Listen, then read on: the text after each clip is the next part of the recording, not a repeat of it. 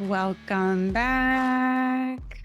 Have you ever had one bad experience make you question your worth or make you question how you feel about yourself, like negatively impact how you feel about yourself, or question whether you feel good enough? Maybe a rejection, maybe a failure, maybe a harsh comment stuck with you longer than it should have. I want you to pause and reflect on that, truly reflect on that for a few moments. Our minds have a negativity bias. And what that often means is that one negative experience can overshadow everything else, especially if you're running on autopilot and not looking out for it, specifically, not looking out for these situations. One experience does not define you, your whole journey does. Now, I want to be really clear. I'm not suggesting, if this is coming across this way, I'm not suggesting you live in denial and like, oh, I'm not going to let that negative experience impact me or that one. No, there needs to be a level of self accountability and self awareness and taking ownership for your choices and the things that you do. However, I'm talking about making something mean more than it actually does. So I wanted to add that caveat here. It makes sense if this has happened to you because our minds really are wired in a way to remember negative events more than positive ones. And evolutionarily speaking, that makes sense. It helped us survive, it helped us stay part of the group, it helped us not be eaten alive. But in the world that we live in today, it can and often does hold us back. When have you let a single moment trigger things like self doubt or shame or limiting beliefs about yourself? It makes me think about a recent conversation I had with a client where a single criticism at work made her feel incapable and actually incompetent, despite years of previous success. And you know what? Society can reinforce this that, quote unquote, failure or rejection equals inadequacy. And that's simply untrue. What human have you met that never failed or never felt rejected? Literally zero. All of them have. I want to share a personal story with you. And I may have alluded to this on a previous episode last year, but I actually can't remember for sure.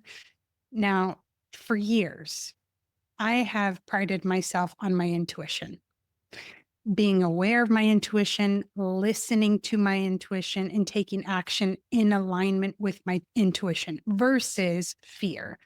Fear tends to hold people back. It holds the vast majority of people back, and it does hold me back sometimes, of course. Now, I prided myself on this because even in really scary moments, like taking a leap of faith and leaving an incredible job at NASA, which to others didn't make sense, but intuitively I knew it was time, I listened to my intuition and I went for it. Now, I'm going to talk about something else, but it's related.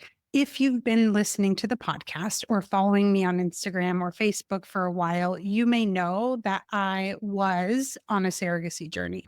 Now, leading up to the second transfer in October, I had a really good feeling about it. I felt detached from the outcome, which is where we want to be. I felt excited about the process. And intuitively, I felt like it was going to be successful. Well, the transfer failed. The embryo did not implant at all, never got a positive pregnancy test. And afterward, I actually found myself questioning my intuition. Like, not a little bit, quite a bit. I found myself questioning if I was actually as in touch with my intuition as I thought. I found myself thinking maybe my intuition is actually not very good and I've been lying to myself this whole time. And I remember sharing that with a couple friends. And as you listen to this, if you know me or if you've ever worked with me, you're probably like, that's so crazy stuff. Duh, your intuition is so good. Why would you even question yourself? Question yourself because you have that perspective.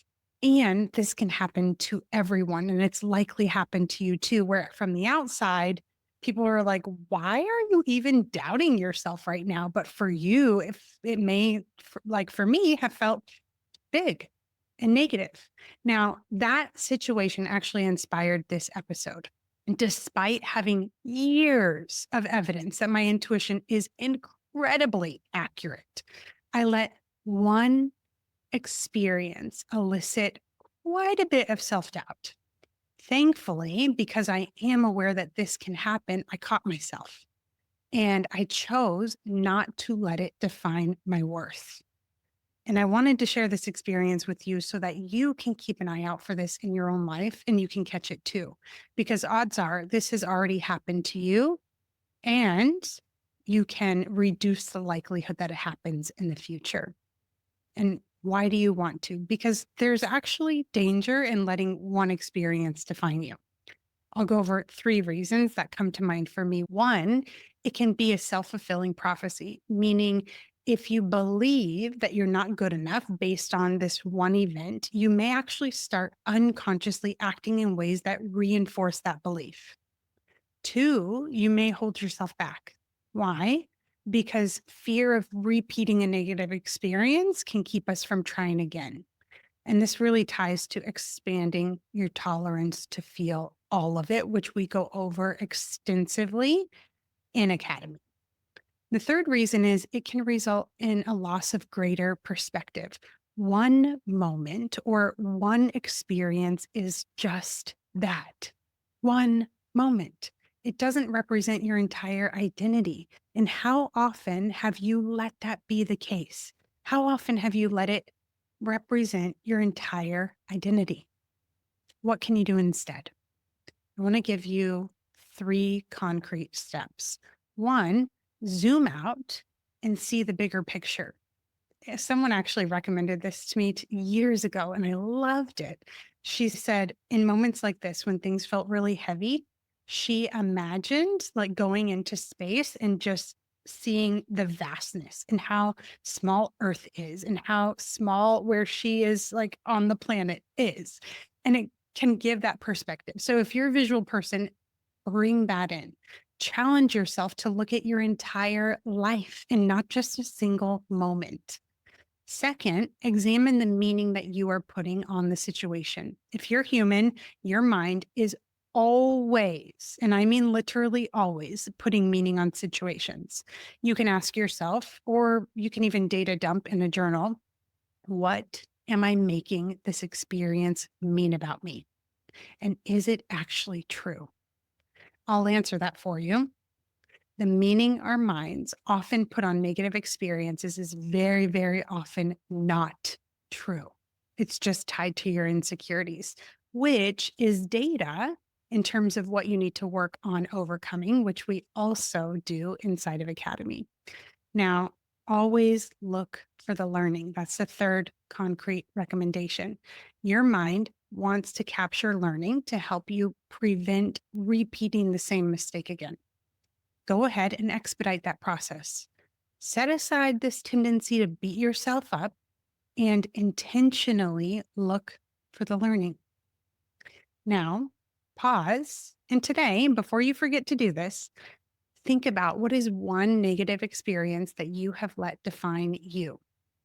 Keep an eye out for this and rewrite the meaning that you put on it. You are not your worst moment. You are not a bad moment. You are not what one person thinks about you. You are truly everything that you have overcome and more. I'll see you next Tuesday.